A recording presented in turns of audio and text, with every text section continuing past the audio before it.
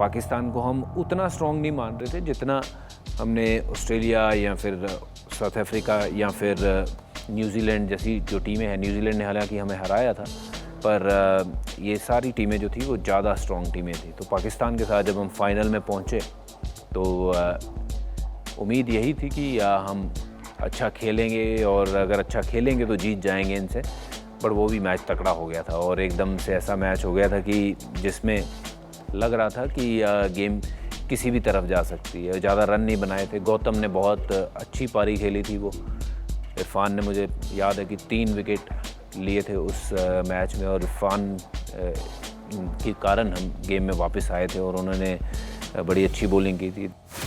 Shoaib Malik out हुए थे, उसके बाद जब शाहिद अफरीदी आए बल्लेबाजी करने, वो शाहिद अफरीदी ऐसे प्लेयर थे कि कभी वो गेम हटा सकते थे। कई बार हमने उनको देखा है कि वो ऐसे प्लेयर या तो आउट हो जाएंगे या तो मैच को लेके चले जाएंगे।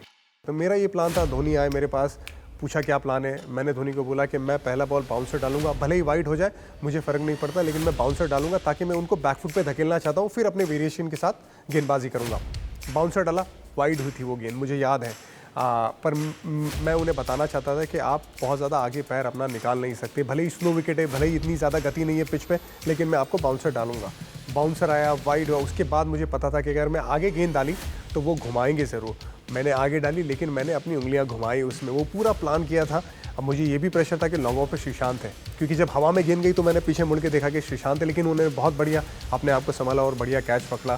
पूरी प्लानिंग के साथ कप्तान से मिलकर उनकी विकेट निकाली थी। मैंने पिछले ओवर में जाके हरभजन से माही से डिस्कस किया कि लास्ट ओवर अब किसको कराना, तो मैंने कहा हरभजन को ही डालना पड़ेगा। तो माही ने बोला और तो कोई चॉइस है नहीं है, जोगी का 1 ओवर है, एक हरभजन का है।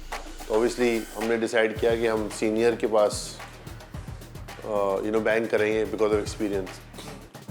तो आई थिंक मिसबा ने उसको एक हरभजन को 1 ओवर में 3 छक्के मार दिए थे और मिसबा स्ट्राइक था। तो हरभजन ने बोला दैट ऑलरेडी मेरे को अच्छा खेल चुका है, आई थिंक हमको फास्ट बॉलर को डलवानी चाहिए। तो फिर आई थिंक कॉल माही पर था, तो I think Mahi and with Jogi, और उसने पहला बॉल आई थिंक वाइड हुआ, दूसरे बॉल पे छक्का लगा, तो मतलब 4 पर 6, तो मतलब वो 4 पर 6 तो आप 2 रन मार के भी भाग सकते थे। और जिस बॉल पे वो आउट हुआ शायद मिसबा को सीधा मारता तो वो भी छक्का हो जाता। पता नहीं मिसबा के दिमाग में क्या है, उसने क्या किया।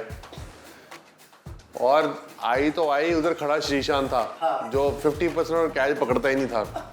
इंटरनेशनल करियर में 50% कैच छोड़े होंगे। लोग बात करते जब आपस में दोस्त लोग बैठते हैं कि यार कलेजा मुंह में आ गया, वाकई में ऐसी फील थी, क्योंकि जब तक वो गेंद हवा में थी वो कुछ सेकंड की बात थी, लेकिन ऐसा लग रहा था कि बहुत सारे मिनट उस गेंद में रह चुकी है। क्योंकि यहाँ पे जिस तरह से उन्होंने मुड़ के वो शॉट खेला, गेंद हवा में गई, तो पहले तो मैं ये सोच रहा था कि बल्ले पे गेंद आई है, लगता है फाइनल को कूद जाएगी। अगर फाइनल को वो गेंद कूद जाती, इतनी हवा नहीं मिलती, तो चौका भी हो सकता था, और चौका होता तो गेम वैसे ही ख़त्म थी, सिर्फ 1-2 रन की बात थी। लेकिन गेंद ज़्यादा हवा में रही, श्रीशांत उसके नीचे थे, श्रीशांत थोड़े डोल रहे थे, और कोई भी फील्डर अगर गेंद के नीचे डोलता है इसका मतलब वो बैलेंस में नहीं है, थोड़ा ज़्यादा दबाव में है। और दबाव में हो क्यों नहीं, क्योंकि पूरा विश्व कप उस गेंद पे निर्भर था, उस कैच पे निर्भर था, इसीलिए दबाव में थे, इसीलिए ज़्यादा हिल रहे थे। लेकिन वो पूरी जर्नी एक गेंद में नज़र आई, गेंद हवा में थी, जब कैच पकड़ा हमें पता था कि हम वर्ल्ड चैम्पियन बने हैं, बहुत सालों का इंतज़ार ख़त्म हुआ था।